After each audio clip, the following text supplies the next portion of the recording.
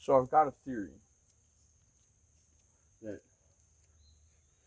the stars that we view are not all stars. A lot of them are planets with a magnetic core that is so great that from the distance between us to them, the air between us and the space between us is ionized. I think it's just a magnetic variance that does that. I think that the best thing you can do is imagine space flight requiring magnetic propulsion capabilities using magnetic decay and gathering through a magnet in the back and using the ionization as it decays to propel. You would have to use maser buffers on each side to keep the craft in the lanes of the magnetic path. Because my other theory is that the stars that are actually stars,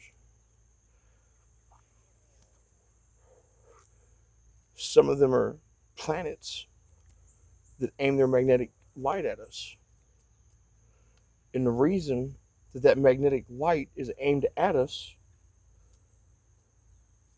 the way I can prove that is because if it wasn't, then a star would light up the whole sky. Everything would be lit from one light source. So does light aim at us in all these colors and these spectrums that we see on, and these patterns and these textures, and the earth and the ground and the trees and the house and the wolves and the sheep?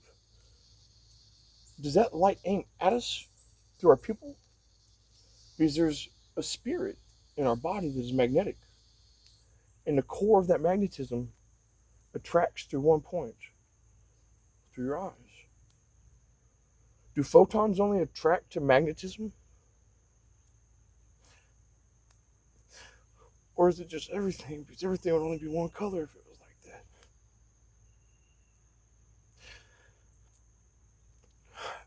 I figured that out in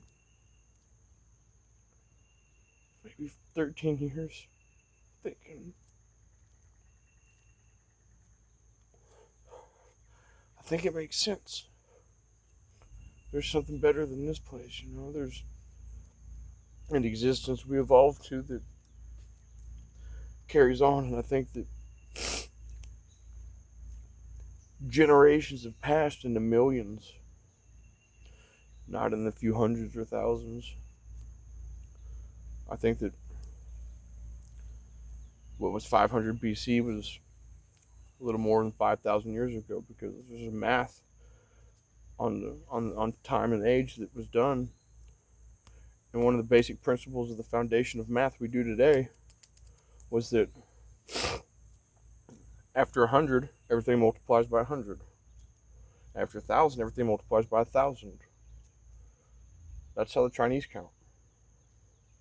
That's why they got so much more money than us. That's why all their shit costs so much more. Over there, what costs us $600 here as a TV is $24,000 to them.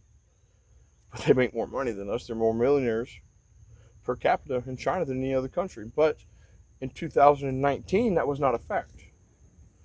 The number of millionaires in the country multiplied by magnitude of 50,000%. And that's crazy numbers. They got money and they use technology because they created it, and they don't share all their technology with us. And there's a light array across the river. And the Chinese control it, and there's a light array at the VA. There was one at the plaza. There's a radio tower down here on Santa Fe Street, one in the rock quarry, one behind at the end of Sheridan Street by Hughes Road, one on Muncie Road,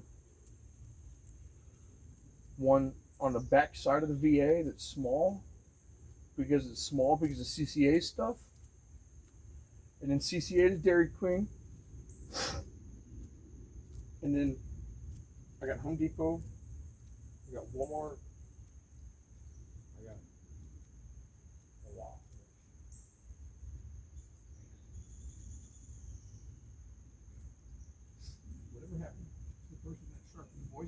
hitting my head was telling me somebody went down in the woods and shot themselves in the head or fell in a hole. And if that really happened, I know where the hole is. If anybody needs to see the hole, if that truck was empty and so we got it towed away.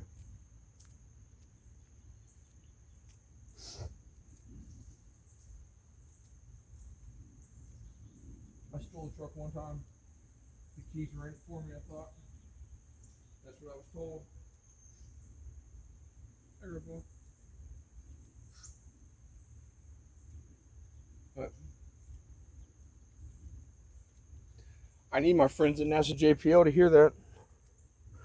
So if you're an artificial intelligence algorithm and you read this before they do, I need you to inform them that it's an urgent message.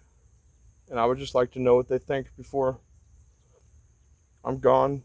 But in addition to that theory, I think that with all the electric cars coming out, if we don't find a disposal place for those batteries, what are we going to do with them? We cannot put them in the ground because the biology will activate combustion.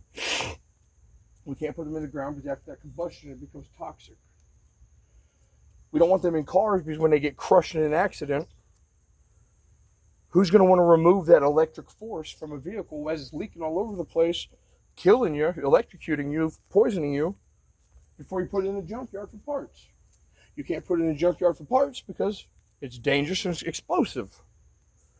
So when they put up all these huge buildings that are 700-800 meters long, 50 meters high or 500 meters high and 89,000 meters wide, and it's just TBD, and we're all for like, oh, to be determined, okay, for like 10, 15 years, and we find out that's toxic battery disposal.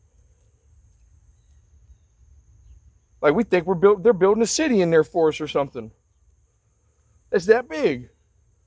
And that's what we're going to come to. And I think that we should use these batteries instead for nuclear propulsion.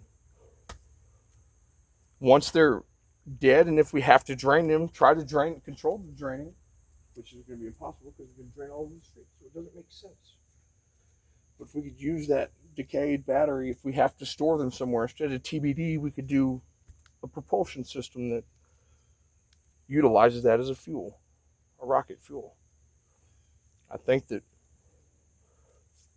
with the toy rockets I used to make out of lithium and nickel and acid, those fuckers flew. I've never even found one after it went off. But just add that as a one sentence topic in the subject for me.